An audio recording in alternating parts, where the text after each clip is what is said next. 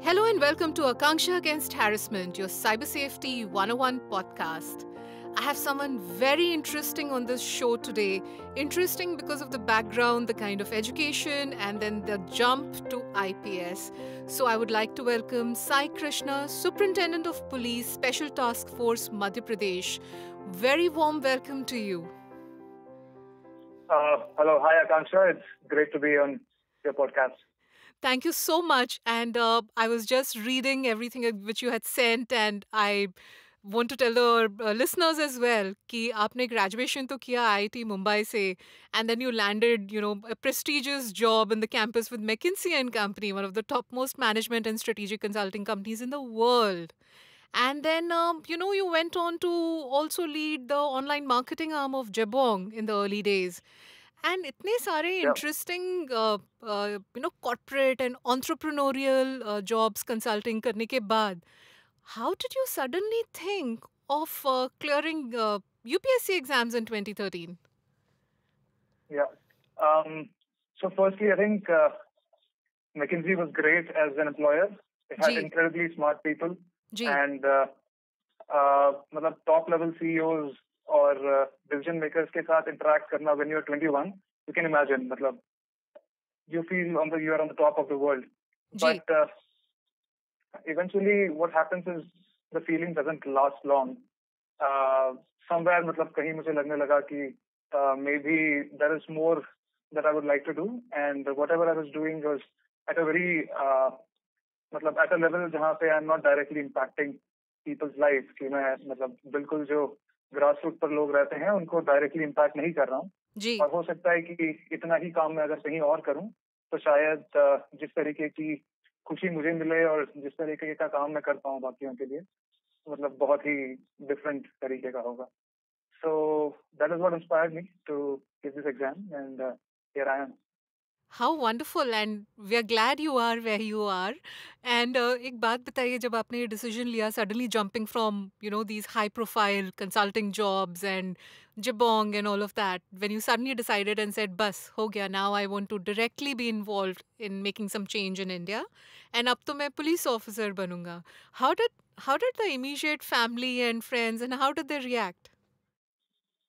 नहीं so firstly it was not that I wanted to become only police officer. I was open to a wide field of services that are offered by UPSC. Ji My family my family was always supportive. मेरे घर पे कभी किसी को कोई problem नहीं था मेरे चॉइसेस को लेके.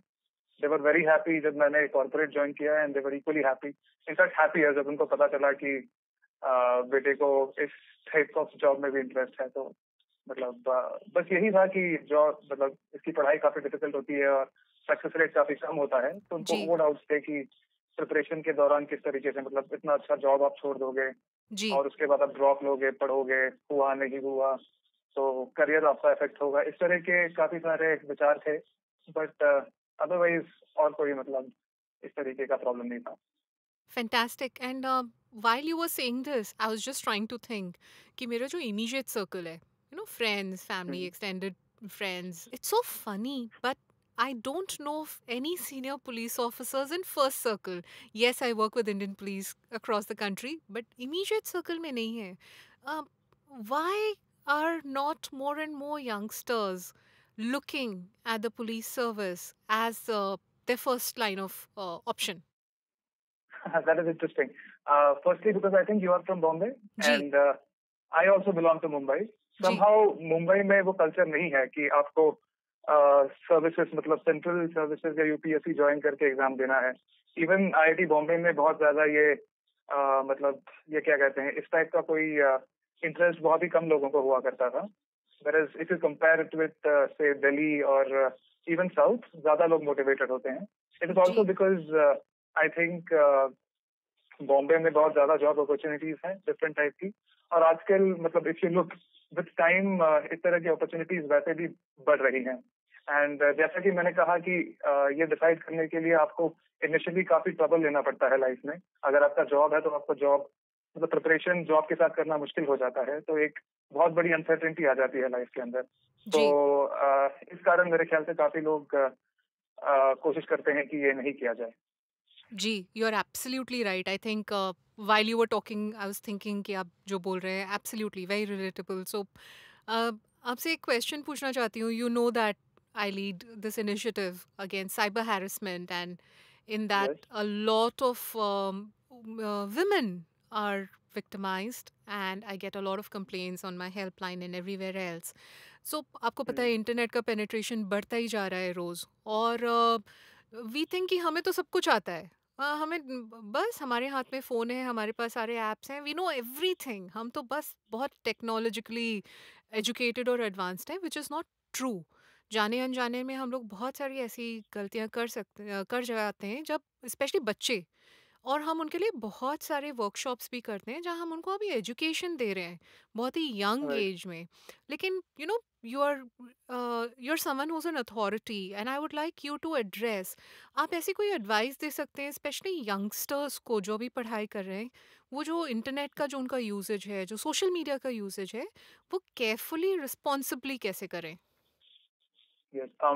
I think because it's youngsters, आप सबने सुना ही होगा कि सब कहते हैं बड़े बुजुर्ग कि prevention is better than cure.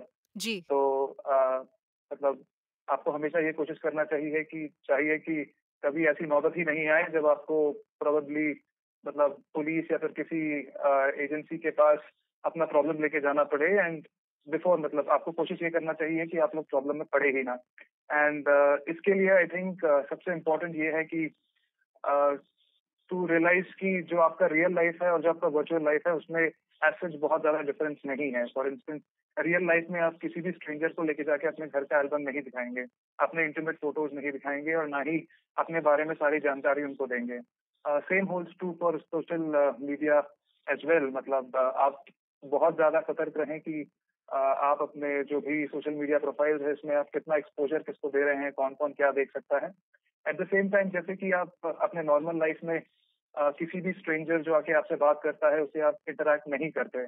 सबसे जी. पहला होता है कि अगर ये स्ट्रेंजर है तो आपको डाउट होगा. यही चीज आपको वर्चुअल लाइफ में भी फॉलो करनी चाहिए.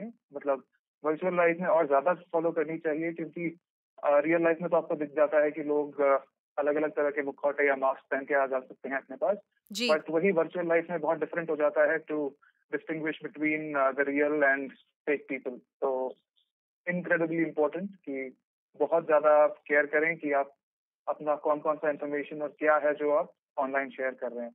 जी. I think be open with your family. As an आपके फैमिली को पता होता है कि स्कूल और बाहर आपके फ्रेंड्स कौन है. उसी तरीके से लेट देम नो कि ऑनलाइन भी आप किसके साथ इंटरैक्ट कर रहे हैं और कितना सेफ है. और जो भी चीज आप रियल लाइफ में नहीं करेंगे वो आप ऑनलाइन भी मत कीजिएगा.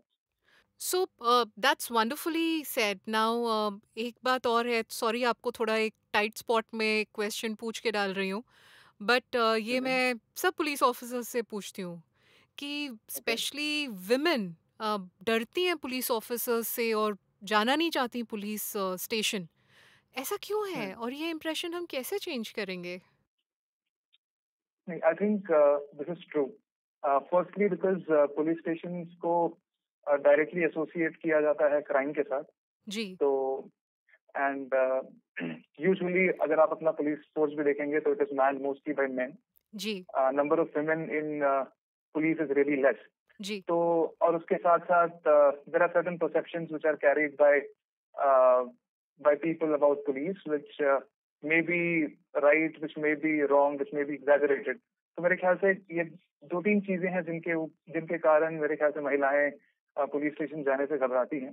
तो इसके दो तीन सोल्यूशन है. सबसे पहला तो ये कि आजकल कंप्लेंट सिस्टम काफी ज्यादा ऑनलाइन हो गया है तो आप उस सुविधा का उपयोग कर सकते हैं. I think most of the states have system, SOS system या फिर डायल 100 सिस्टम जहाँ पे आप फोन पर कॉल करके पुलिस से मदद मांग सकते हैं. जी.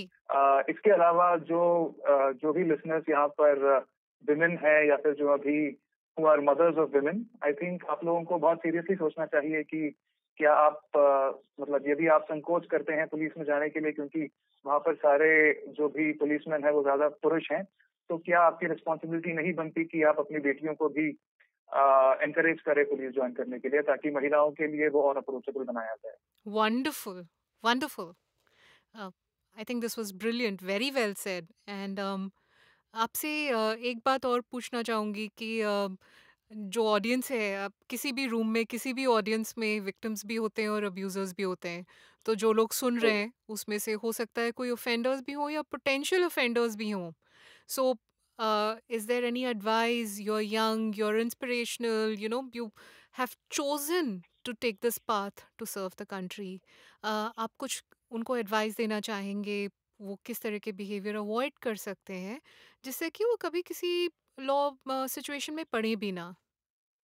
या तो फर्स्टली तो people who have been victimised या फिर जिन्होंने कुछ इश्यूज फेस किए हैं या जिनको लगता है कि वो सेफ नहीं है, तो फर्स्टली आप अभी पुलिस की ओर से भी आई थिंक डिफरेंट ऑर्गेनाइजेशंस कोशिश कर रहे हैं कि वो कम से कम इनहिबिशन रहे आप लोगों के बीच में और पुलिस के बीच में इंटरेक्ट करने के लिए, तो आप उसका पूरा फायदा उठाएं।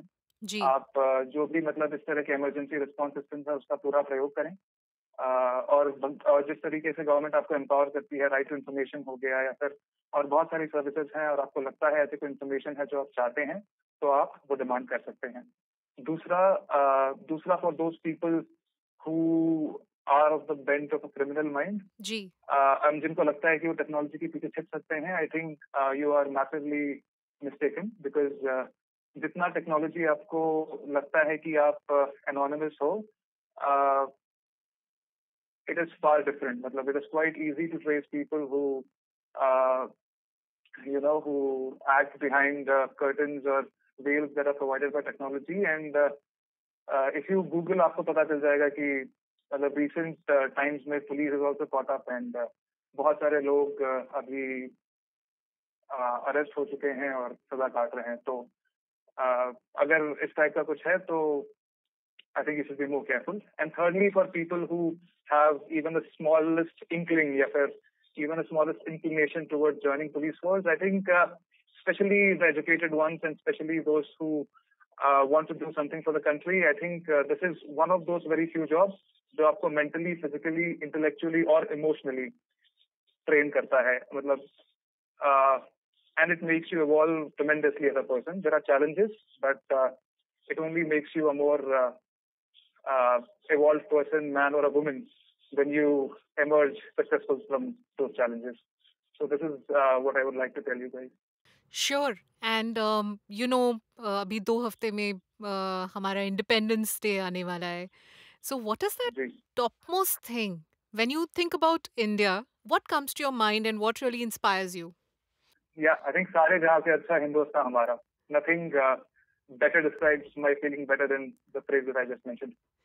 Fantastic. And I'm really thankful to you that you took this time out. And I'm sure that जो listeners सुन रहे हैं वो आपकी जर्नी सुन के आपने जो डिसीजन लिया लाइफ में how to serve India directly, ये सब सुन के बहुत इंस्पायर होंगे। And I would request everyone who is listening to this podcast, if you have any questions for him, if you want to ask him, अगर आप पूछना चाहते हैं कि वो कैसे चेंजेस हैं जो एक्सपीरियंस होते हैं सिविलियन लाइफ और पुलिस लाइफ में, how to prepare for these exams, how to make the change, please send in your questions to me on email at helloakanksha, HELLOAKANCHA आप मुझे ट्वीट भी कर सकते हैं, मेरा हैंडल है AKANCHAS। And I would really thank you and it's been really nice having you on this podcast and I hope you'll make time for us again. Thank you, Akancha. It was a pleasure for me as well. Thank you so much. And to all our listeners, please stay aware, stay safe.